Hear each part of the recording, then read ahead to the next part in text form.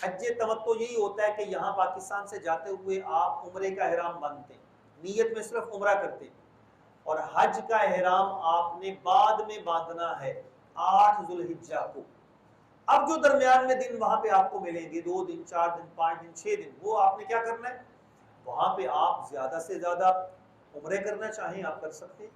نفلی طواف کرنا چاہیں آپ کر سکتے ہیں، آپ کے لیے کوئی پابندی نہیں ہے۔ آپ جتنے بھی طواف کریں، جتنے بھی نفلی عمرے کریں، آپ کے لیے کسی بھی قسم کی پابندی نہیں ہے۔ ہاں اتنا ضرور ہے کہ جب آپ نفلی طواف کریں گے تو نفلی طواف سادہ کپڑوں میں ہوگا،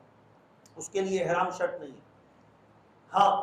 پابندیاں وہی ہوں گی، ستر عورت بھی ہوگا، باوضو ہونا بھی ہوگا، وہ ساری چیزیں ہوں گی، لیکن اگر آپ احرام باندھ کر عمرہ کرنا چاہتے ہیں پھر آپ کو مسجد عائشہ جانا پڑے گا یا جعرانہ جانا پڑے گا۔ مسجد عائشہ قریب ہے، اس کو تنعیم بھی کہتے ہیں، مسجد عائشہ بھی کہتے ہیں، اور جعرانہ وہ طائف روڈ پہ ہے، وہ تقریباً 30 کلومیٹر دور ہے جعرانہ، جس کو ہم پاکستانی لوگ بڑا عمرہ بھی کہتے ہیں، اور جو مسجد عائشہ والا اس کو چھوٹا عمرہ بھی کہتے ہیں۔ تو بہرحال کہیں سے بھی آپ جا کر احرام باندھیں گے، طریقہ کار یہی ہوگا۔ یہ بھی نوٹ فرما لیں کہ سال کے سارے دنوں میں عمرہ جائز ہے سوائے 5 دنوں کے، 9 ذی الحجہ، 10، 11، 12 اور 13۔ یہ جو 5 دن ہیں، 9 ذی الحجہ وہ ہے جس دن حج کا خطبہ پڑھا جاتا ہے، اس دن سے لے کر 13 ذی الحجہ تک 5 دنوں میں عمرہ کرنا یہ مکروہ تحریمی ہے، حرام کے قریب ہے۔ باقی سارا سال جب مرضی آپ عمرہ کریں اور جتنے مرضی عمرے کریں، اپنے لیے کریں، اپنے فوت شدہ عزیزوں کے ایصال ثواب کے لیے کریں، جس کے لیے بھی کریں، زندہ کے لیے کریں، سب جائز ہے، اس میں کوئی حرج نہیں ہے۔ معزز سامعین، وضو کرتے ہوئے یا ویسے ہی آپ خارش کرتے ہیں، ہاتھ لگاتے ہیں تو سر کے 2 یا 3 بال گر جاتے ہیں، تو ہر بال کے بدلے میں ایک کھجور خیرات کریں،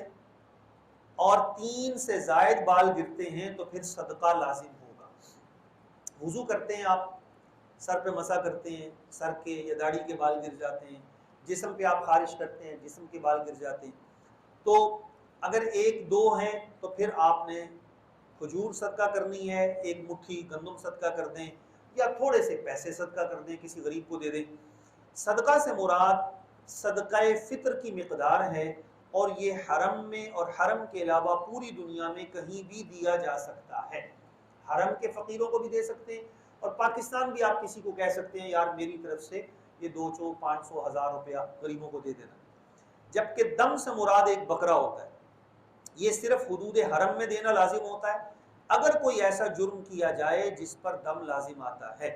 اور یہ بھی یاد رہے کہ مسئلہ معلوم ہو یا نہ ہو،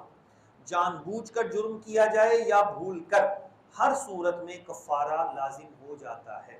اب اس کی بڑی ڈیٹیل ہے کہ کون سا جرم کیا جائے تو دم لازم ہے، کون سا جرم کیا جائے تو صدقہ لازم ہے، یہ بڑی لمبی چوڑی تفسیر ہے، یہ کتابوں میں لکھی ہوتی ہے کہ آپ نے سلے کپڑے پہن لیے، آپ نے بال کاٹ لیے، آپ نے ناخن کاٹ لیے، خوشبو لگا لی، اس کی بہت تفصیل ہے، اس تفصیل کا وقت نہیں ہے کہ آپ کو اس ٹریننگ کیمپ میں وہ ساری تفصیل سمجھائی جائے۔ بہرحال جو پابندیاں ہیں کہ یہ کام حرام ہیں، ان کاموں سے ضرور بچیے، جو کام مکروہ ہیں ان سے بھی بچنے کی آپ کوشش کریں،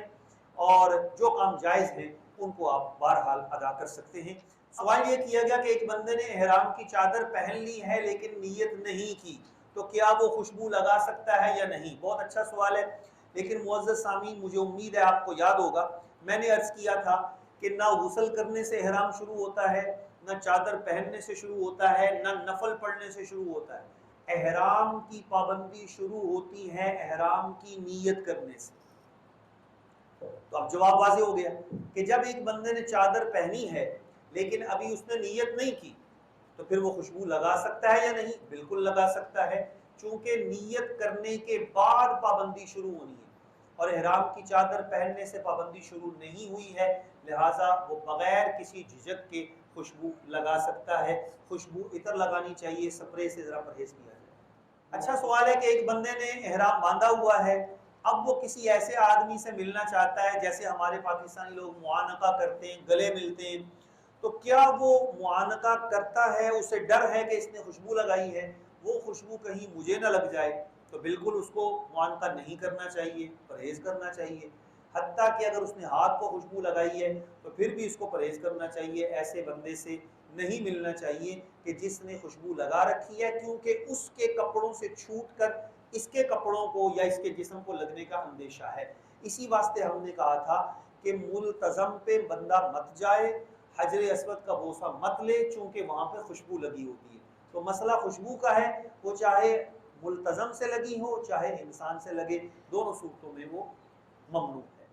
سوال بہت اچھا ہے، آپ سمجھ گئے کہ کعبہ شریف کا طواف کرتے ہوئے سینہ یا پشت کرنا منع ہے۔ اگر کسی نے سینہ کیا ہے یا پشت کی ہے یا کعبہ کو دیکھ کے چل رہا ہے تو کیا حکم ہے؟ حکم یہ ہے کہ جتنا حصہ اس پھیرے کا، اس چکر کا جتنا حصہ کعبہ کو سینہ کر کے وہ چلا ہے یا کعبہ شریف کو پیٹھ کر کے چلا ہے، اتنا چکر وہ دوبارہ کرے گا۔ اگر وہ نہیں کرتا تو وہ اس کا چکر شمار نہیں ہوگا، اور بہتر یہ ہے کہ وہ پورا چکر ہی نیا کر لے جو اس نے کعبہ شریف کو سینہ کر کے کیا ہے۔ اسی واسطے ٹریننگ دینی چاہیے، دوستوں کو بتانا چاہیے کہ کعبہ شریف کو منہ کرنا صرف تب جائز ہے کہ جب ہم نے حجر اسود کا استلام کرنا ہے۔ استلام کے وقت ہم رخ ادھر کریں گے، اس کے بعد ہمارے بائیں طرف رہے گا، اور جب طواف سے فارغ ہو جائے تو پھر جی بھر کے آپ کعبہ شریف کو دیکھیں، پھر کوئی مسئلہ نہیں ہے، پھر آپ مکمل تسلی سے کعبہ شریف کا دیدار کر سکتے ہیں۔ اگر کسی انسان نے بغیر وضو کے طواف کیا ہے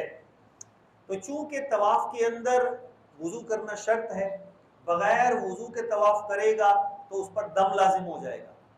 لیکن اگر وہ وضو کر کے اس طواف کا اعادہ کر لیتا ہے، یعنی دوبارہ کر لیتا ہے اس طواف کو، اپنی غلطی کی تلافی کر لیتا ہے اور اللہ کریم سے معافی مانگ لیتا ہے کہ یا اللہ میں معافی مانگتا ہوں کہ میں نے تیرے گھر کا طواف بغیر وضو کے کیا ہے، تو پھر دم ثابت ہو جائے گا۔ اور اگر وہ بندہ اعادہ نہیں کرتا اور بغیر وضو اور بغیر غسل کے اس نے وہ طواف کیا ہے تو پھر اس پر دم لازم ہوگا اور توبہ بھی اس پر لازم ہے۔ اچھا سوال ہے، یہ دو سوال کیے گئے۔ ایک سوال یہ ہے کہ جو بندہ کوئی ایسا جرم کرتا ہے جس کی وجہ سے دم لازم ہوتا ہے، تو دم بکرا ہے تو کیا بکرا ہی ضروری ہے یا اس کی جنس، جیسے چھترا، کجلا، بھیڑ، دمبا؟ تو جس طرح قربانی کے اندر کہ تمام قسم کے جانور جائز ہیں، بکرا ہی ضروری نہیں ہے، دمبا ہو، چھترا ہو، کجلا ہو، کوئی سا بھی ہو جائز ہے، اسی طرح دم میں بھی بکرا ضروری نہیں ہے بلکہ اس کی جنس کا کوئی بھی جانور دیا جا سکتا ہے۔ اس میں شرائط وہی ہوں گی جو قربانی کے جانور کی شرطیں، جو جانور قربانی میں ذبح کرنا جائز ہے وہ دم میں بھی جائز ہے، اور جو قربانی میں جائز نہیں ہے، مثلا چھوٹا جانور ہے، اس کی عمر ہی پوری نہیں ہوئی یا اس میں کوئی عیب ہے، تو وہ جیسے قربانی میں جائز نہیں ہے اسی طرح دم میں بھی جائز نہیں۔ اگلا سوال یہ تھا کہ کیا یہ قربانی کا یہ جو دم کا جانور ہے کیا یہ حدود حرم میں ضروری ہے یا پاکستان میں بھی ہو سکتا ہے؟ تو یاد رہے صدقہ وہ تو آپ کہیں بھی دے سکتے ہیں،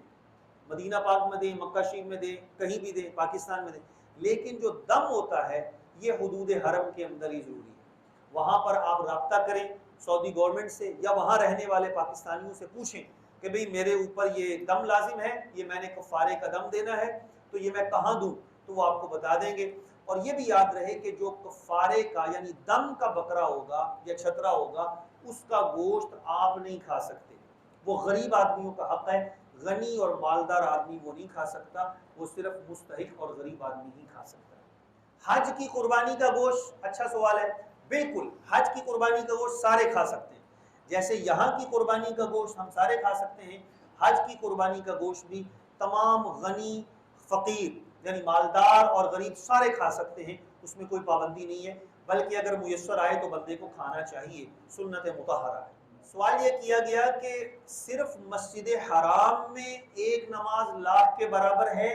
یا حدود حرم میں کسی بھی مسجد کے اندر آپ نے نماز پڑھ لی تو 1,00,000 نماز کا ثواب ہے؟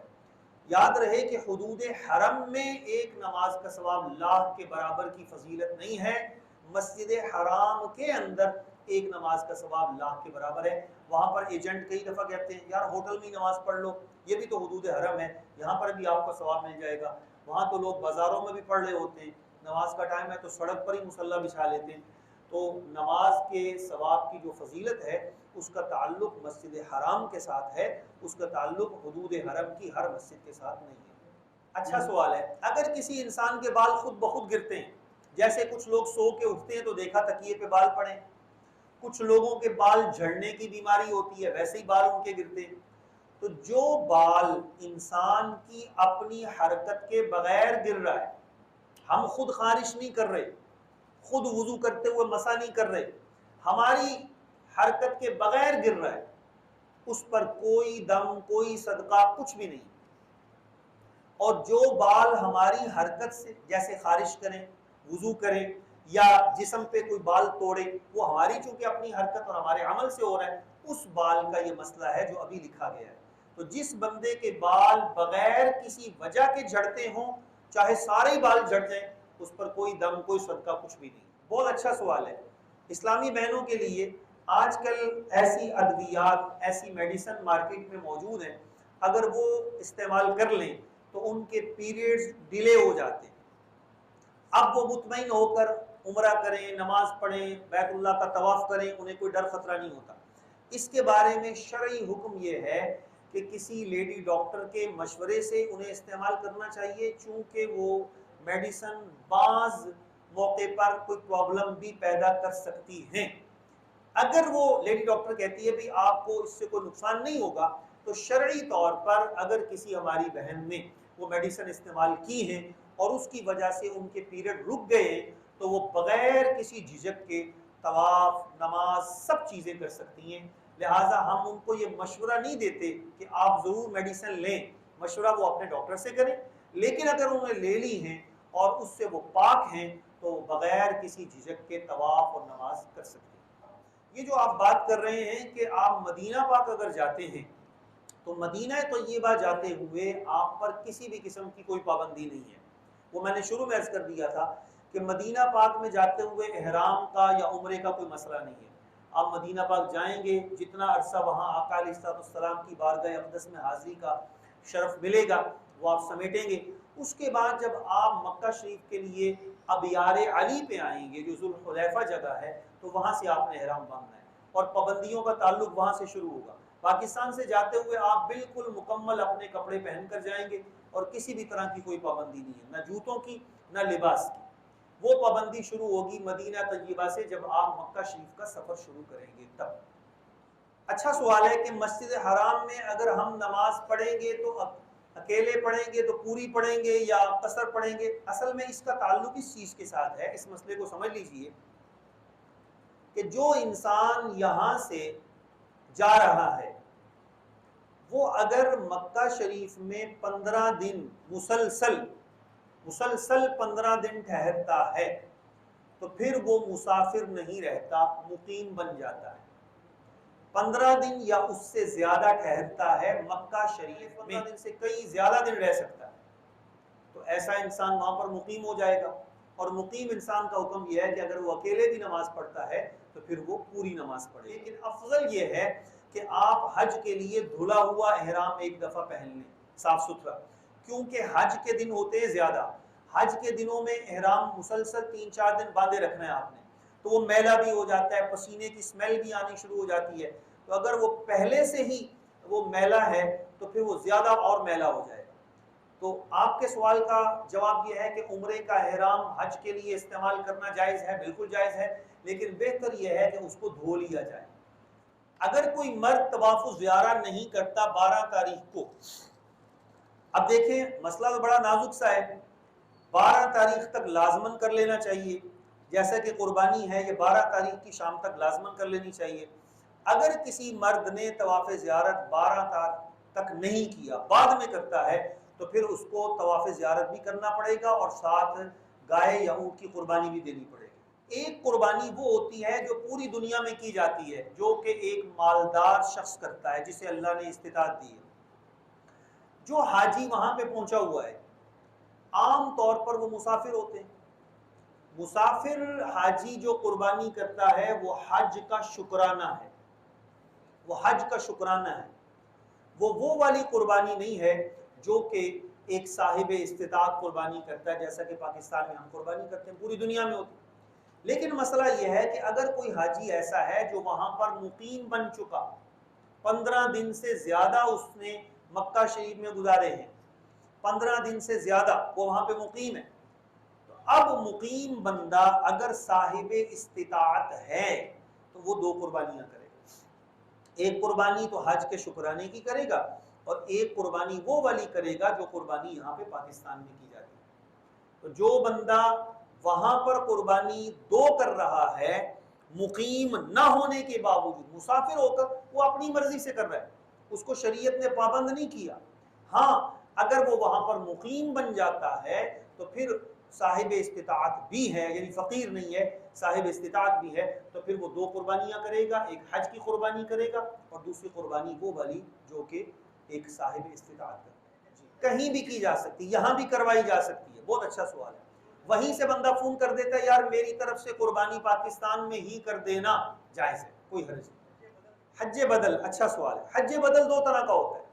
ایک حج بدل وہ ہوتا ہے جو فرض ہے اور ایک حج بدل وہ ہوتا ہے جو کہ نفل ہے۔ مختصر طور پہ سن لیجئے،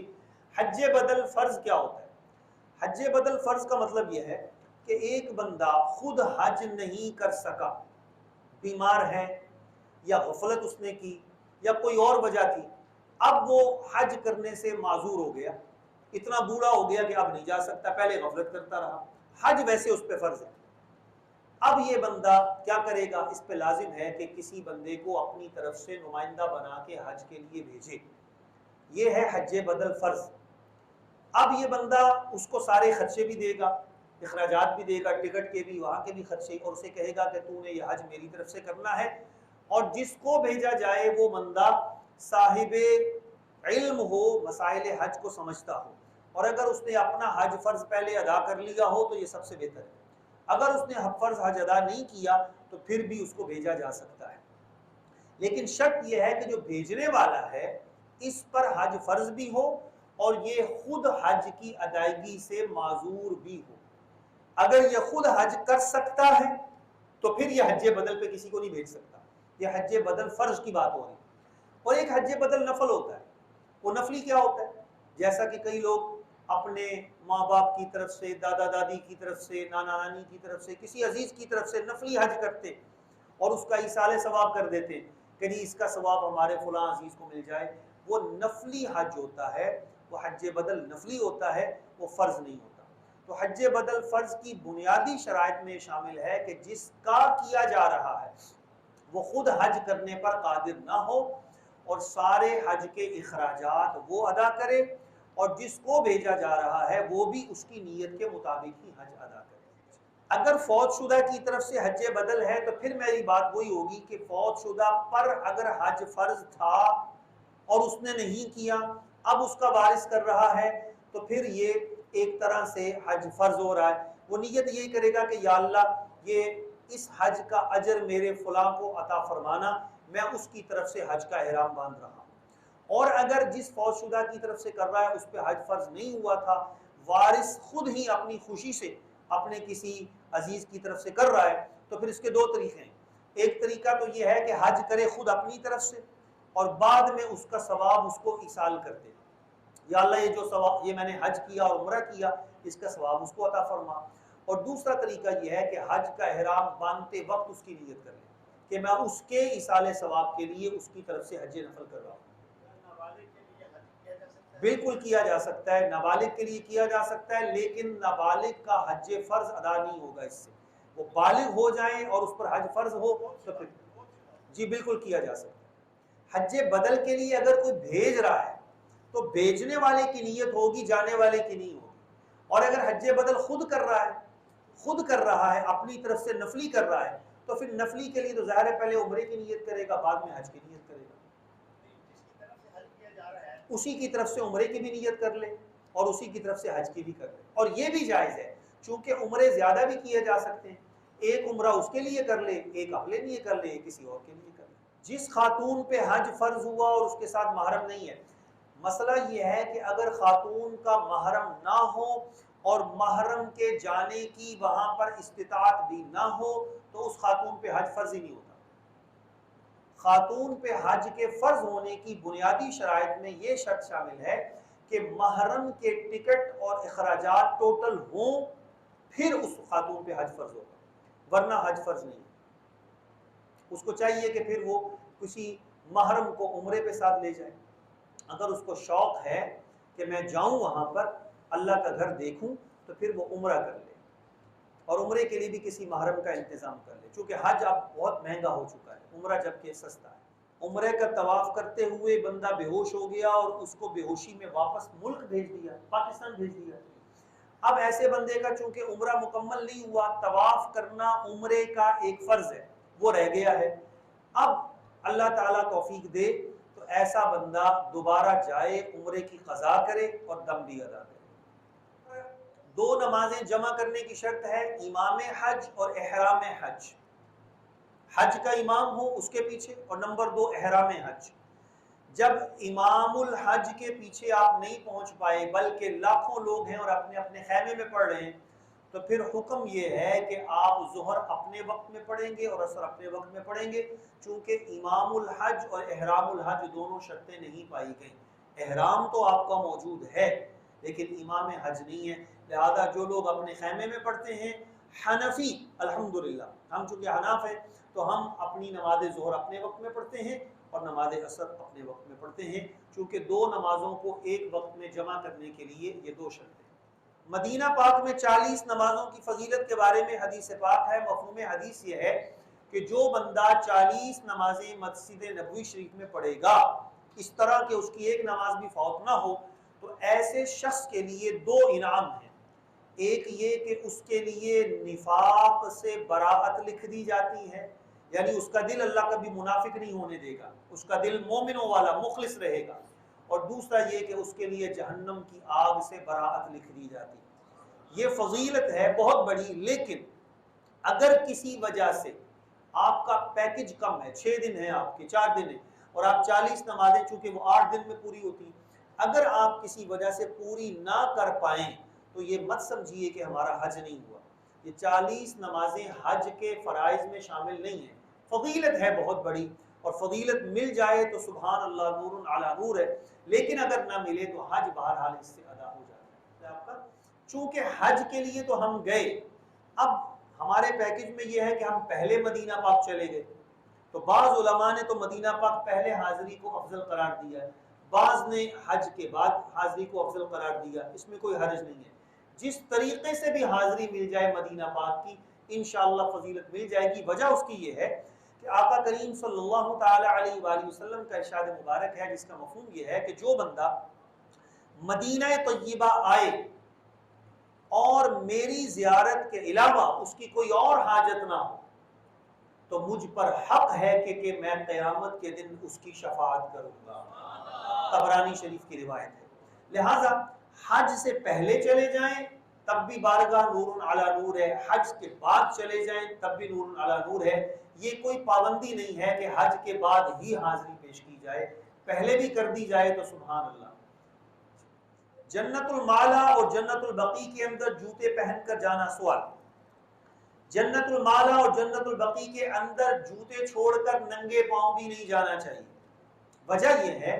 کہ یہ بات طے شدہ ہے کہ جنت البقیع اور جنت المالا کی جو موجودہ کنسٹرکشن ہے، جو اتنی توسیع انہوں نے کر دی ہے، یہ لازماً بہت ساری قبور شریف جو ہیں وہ نیچے بلڈوز کر دی گئی ہیں، اوپر راستے بنائے گئے ہیں، تو بجائے ثواب کمانے کے گناہ ہوگا۔ اس لیے محتاط علماء یہ فرماتے ہیں کہ جنت البقیع شریف میں آپ نے فاتحہ پڑھنی ہے، سلام عرض کرنا ہے، آپ باہر سے ہی پیش کریں۔ جنت المعلیٰ میں بھی اگر آپ نے جانا ہے تو آپ باہر سے ہی سلام عرض کریں، آپ اندر مت جائیں، چونکہ جو چوڑے چوڑے راستے اب بن چکے ہیں، پہلے یہ نہیں تھے، پہلے یہ راستے نہیں تھے، پہلے یہاں پر قبور شریف تھی، قبریں تھیں، اور جنت البقیع سبحان اللہ یہ تو وہ قبر شریف، یہ تو وہ قبرستان ہے جس میں آقا علیہ السلام کی 9 ازواج مطہرات،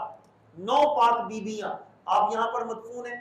سوائے ام المومنین سیدہ خدیجہ رضی اللہ تعالی عنہا کے، اور سوائے ام المومنین حضرت سیدہ میمونہ رضی اللہ تعالی عنہا، وہ دونوں مکہ شریف میں ہیں، باقی 9 ازواج مطہرات جنت البقیع میں ہیں۔ سرکار کے صاحبزادے جنت البقیع میں ہیں، سرکار کی صاحبزادیاں جنت البقیع میں ہیں، اور 10,000 سے زیادہ صحابہ کرام جنت البقیع میں مدفون ہیں، اجلہ صحابہ کرام۔ تو وہ قبریں جو ہیں نا، وہ اب ان پر راستے بن چکے ہیں، لہٰذا آپ جوتا پہن کر یا ننگے پاؤں کسی بھی صورت میں قبرستان کے اندر نہ جائیں، حاضری پیش کریں باہر سے اور دعا کریں باہر سے، اس کی 4 دیواری کے اندر مت جائیں۔ جی جب طواف کرتے کرتے وضو ٹوٹ جائے تو ایسے انسان کے لیے دو آپشن ہیں، دیکھنا پڑے گا کہ اس کا وضو کب ٹوٹا ہے، 4 چکر پورے ہونے کے بعد ٹوٹا ہے یا 4 چکروں سے پہلے ٹوٹا ہے۔ اگر 4 چکروں کے بعد ٹوٹا ہے تو پھر اس نے نئے سرے سے وضو طواف نہیں کرنا بلکہ 4 سے اوپر آگے جاری رکھنا ہے، اور اگر 3 یا 2 یا 1 چکر پر اس کا وضو ٹوٹ گیا ہے تو پھر وہ دونوں آپشن ہے اس کے پاس کہ وہ آگے سے شروع کر دے یا نئے سرے سے شروع کر دے، اور افضل یہ ہے کہ نئے سرے سے شروع کر دے۔ اگر وہ دم ادا کرنے کی طاقت نہیں رکھتا، پیسے اس کے پاس نہیں ہے، تو بعد میں تو دے سکتا ہے نا، تو دم بعد میں بھی بھجوایا جا سکتا ہے۔ کوئی بندے ایسے جرم کر لیتے ہیں، غلطی کر لیتے ہیں، کفارہ نہیں دیتے، اپنے وطن میں آ جاتے ہیں، تو وطن میں آ کر بھی آپ پیسے بھجوائیں اور کسی کی ڈیوٹی لگائیں کہ وہ وہاں پر ادا کرے، کیونکہ دم ثابت نہیں ہوگا، دم دینا پڑے گا۔ ایک ناخن اگر چبائے گا تو پھر اس پر صدقہ لازم ہے۔ اگر ایک ناخن چبانے کی کسی کو عادت ہے، وہ چباتا ہے طواف کی احرام کی حالت میں، تو اس پر صدقہ لازم ہے۔ اور جو پہلا سوال آپ نے کیا ہے اس کا جواب یہ ہے کہ طواف کے 7 چکر پورے ہوں تو ایک طواف بنتا ہے، 7 چکر مکمل ہوں تو ایک طواف بنتا ہے۔ اگر کوئی بندہ غلطی سے 8واں چکر شروع کر دیتا ہے، غلطی سے، تو جو ہی شروع کیا فوراً اس کو بند کر دے، سٹاپ کر دے، اور اگر وہ اس چکر کو پورا کرتا ہے تو پھر اس کو 7 چکر پورے کرنے پڑیں گے۔ وہ ہے بالکل، اگر حج کی قربانی کرنے کی استطاعت نہیں ہے تو وہ ہے قرآن مجید دوسرے بارے میں ذکر ہے، فَمَن لَّمْ يَجِدْ فَصِيَامُ ثَلَاثَةِ أَيَّامٍ فِي الْحَجِّ وَسَبْعَةٍ إِذَا رَجَعْتُمْ۔ 3 روزے رکھنے ہیں ایام حج میں، 7 روزے رکھنے ہیں گھر آنے کے بعد، تِلْكَ عَشَرَةٌ كَامِلَةٌ، یہ 10 روزے ہیں۔ اور آگے قرآن کہتا ہے ذَلِكَ لِمَن لَّمْ يَكُنْ أَهْلُهُ حَاضِرِي الْمَسْجِدِ الْحَرَامِ۔ تو جس بندے کے پاس استطاعت نہیں ہے وہ یہ کر سکتا ہے، 10 روزے رکھ سکتا ہے۔ لیکن الحمدللہ چونکہ پاکستان سے یا کہیں سے بھی جانے والا حاجی اتنی استطاعت اس کے پاس ہوتی ہے کہ وہ حج کی قربانی کر سکتا ہے۔